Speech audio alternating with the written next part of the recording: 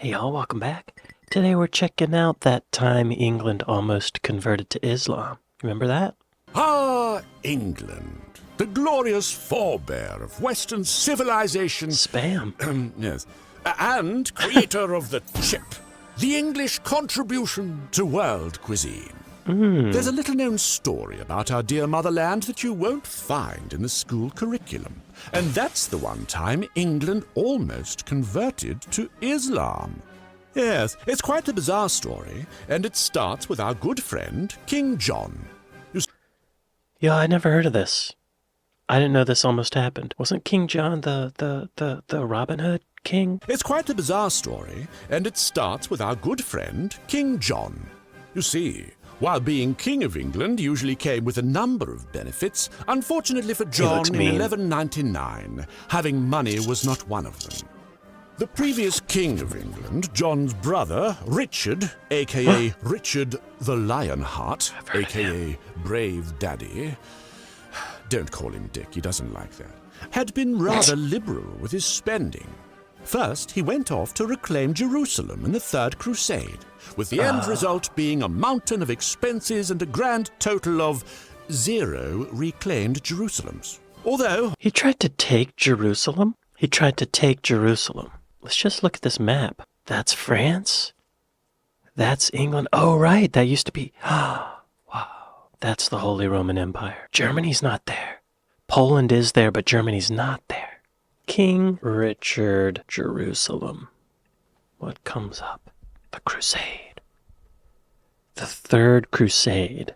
This says it was partially successful, recapturing the important cities of Acre and Jaffa, probably saying those wrong, and reversing most of Saladin's conquest, but it failed to recapture Jerusalem, which was the major aim of the crusade. Okay, I don't want to read ahead of the video. But wow, y'all. How are you gonna, what if they took Jerusalem? What are you gonna do with it? What are you gonna do then? How are you gonna enforce your laws? And it's so far away. This was pre-Navy, I think. first he went off to reclaim Jerusalem in the Third Crusade, with the end result being a mountain of expenses and a grand total of 0 reclaimed Jerusalems. Although, honourable mentions, he did conquer Sicily and Cyprus on the way there. All right. However, on the way back, Richard was imprisoned by the opportunistic Holy Roman Emperor, Henry VI, who really just couldn't resist earning some free money. That little maneuver cost the English crown 2 years of its revenues, thank you very much. And in the end, it was all for naught. For just a few years later, Richard, that is, died of an infected crossbow wound. And thus... That'll do it. Death from crossbow. Little maneuver cost the English crown 2 years of its revenue. 150,000 silver marks. What's a silver mark, y'all? What was this money they were using? How much did the Third Crusade cost? Crusades were especially expensive because they were fought over enormous distances. Even by modern standards, fighting a war 3,000 miles from your base is a long-distance war. Before they could even start fighting, they had to get there, right? So how much did it cost? Many knights brought family members. The cost of crusading for an individual knight would be equivalent of $500,000 and $600,000 per knight. $500,000 per knight. That's what this is saying. I don't know how accurate it is, but dang. He wanted that Jesus land. He wanted that land Jesus walked on. If he was a true Christian, he would realize that physical stuff doesn't matter, right? It doesn't matter. It's all about what's in here. And right back there, right? The pineal gland is what I'm talking about. Anyway, I didn't find what a silver mark was, but it cost about $500,000 per night. And in the end, it was all for naught. For just a few years later, Richard, that is, died of an infected crossbow wound. And Penicillin. thus, jolly old John was left with a lot of land to defend. Remember, England at the time owned vast swathes of what we now call France, and precious few resources with which to defend it.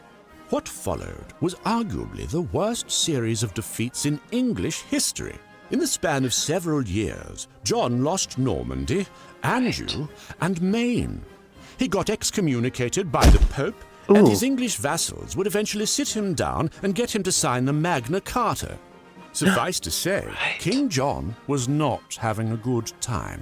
I would like to correct this video because the Magna Carta was not signed because he couldn't write his own name. He affixed his seal.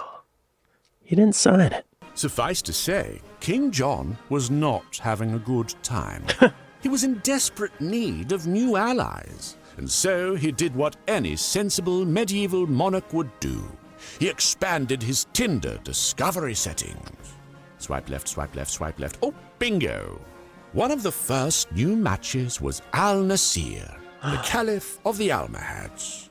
His Muslim realm stretched across North Africa and into modern Spain. I see where this is going. It was threatened to the north by France and the rising Iberian kingdoms. Right. Now, while military aid between the two realms would have been logistically difficult, it was theoretically possible. And for John, that was good enough. In 1212, he sent a royal delegation to the Muslim ruler. The man in charge was a curious fellow, Robert of London, a Jewish convert with a love for gold and intrigue. Supposedly, Robert conveyed to Al-Nasir the following offer. King John was ready to swear fealty and to abandon Christianity in favor of Islam, for money, as long as the Muslims were willing to help him reclaim his lost territories in France. It's questionable how receptive the English population would have been to such a radical change. But yeah, so would the English people would Christianity be outlawed? And everybody just had to be Muslims? Ultimately, things never got that far. For in private, Robert told Al-Nasir that King John was a cruel tyrant who knew only failure. The Caliph rewarded Robert for his honesty and sent the rest of the envoy off empty-handed. When Robert returned to his king, he showed the gifts as proof that he'd had a very productive conversation with the Muslim ruler, for which John rewarded him with even more gifts and a position as a lucky Abbot monk of St. Albans. What? The fact that we even know of this story is because Robert bragged to the wrong person. He told all of this to a monk at his abbey, who happened to have the hobby of writing everything down. Funnily enough, that monk would later write that Robert was eventually caught and exiled for embezzling church funds. Wait, hang on, let me back up. He was given his own St. Albans. Is that still there? Show me your map. There's a St. Albans Episcopal Church in Los Angeles. I don't think that's what we're referring to. Ah, northwest of London. Oh, it's a whole town. Is the church still there? Is it? I bet it looks exactly like it did in 1100 or whatever. There's a tower. There's a church. Oh, yes. Okay. Yes. Oh, yes. Beautiful. Beautiful. Yes. There's a Marks and Spencer. Oh, look at that. Now that's gorgeous, y'all. Okay. I would say that's a good deal for this monk. Him with even more gifts and a position as Abbot of St. Albans. The fact that we even know of this story is because Robert bragged to the wrong person. He told all of this to a monk at his abbey, who happened to have the hobby of writing everything down. Funnily enough, that monk would later write that Robert was eventually caught and exiled for embezzling church funds. Imagine that. But anyway, this whole ordeal ultimately amounted to nothing, for Al-Nasir died a year later at the hands of the Crusaders, with King John himself kicking the bucket not long after. Wow. Of course, there are some arguments that Robert had intentionally mistranslated the king's proposal. Perhaps what John was really offering was to merely pay tribute. Some historians even argue that the meeting never took place. Shock horror. What? Which may very well be the case, though one should never underestimate the power of desperation. Unlike King John, we here at SideQuest intend on being much more successful in our conquest. In fact, I dare say that the conquest of YouTube has been coming along quite nicely these past few weeks. So a big, hearty thanks to you all out there for proudly flying the side quest banner. Nice. And if you happen to be new here, please make sure to subscribe and to share our videos around, and maybe even consider purchasing a minor title of nobility on our Patreon. They're very hot commodities these days, you know. In any case, as Morgan would say, you gotta keep a watchful eye out over the coming weeks for the next fantastically feudal episode of Side Quest. That's pretty good, Morgan Freeman. Y'all be sure to go to SideQuest and like and subscribe. I want to back up, though. I want to back up. For Al-Nazir died a year later at the... Al-Nazir. I've heard that name. Oh, it's a soccer club. Al-Nazir spent his last 3 years paralyzed and nearly blind. He suffered from dysentery for 20 days and then died. Y'all, he pooped to death. He pooped to death. I'm telling you. It happens all the time. This is the first Wikipedia page that actually says that someone pooped to death. Usually they'll just say he died of natural causes. He was sick for a few days and then he died. It's usually pooping. He pooped to death. But watchful eye out over the coming weeks for the next fantastically feudal episode of Side Quest. 'Cause at Shawshank, Andy never misses an episode. Well... Hey, now wait a second. I thought you told my agent that my name was gonna be up on that scrolling screen thing over there.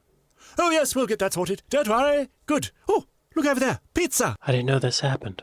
Wow, it's crazy that King Richard was all about the Christianity so much that he did the Third Crusade, spent all that money, paid $500,000 per night to go over there and fight, and he didn't even get Jerusalem. He was such a hardcore Christian. He spent all that money that his successor was broke and nearly converted to Islam, away from Christianity. That's so funny. Who came after King John? Henry III, his son. Reject. There's a photograph. This is a photograph. King Henry, King John's son, was only 9 when he became king. By 1227, when he assumed power from his regent order. However, the king's failed campaigns in France, his choice of friends and advisors, together with the cost of his scheme to make one of his younger sons, Edmund, king of Sicily, and help the Pope against the Holy Roman Empire, led to further disputes with the barons and united opposition in church and state. Henry died in 1272, and his tomb is in Westminster Abbey. Well, there he goes. There he is. Wow. History is complicated, isn't it? So wild. Well, y'all, I'd like to thank my patrons. I'd like to thank my Buy Me a Coffee folks. Thanks for watching this with me, and I'll see you next time. Later.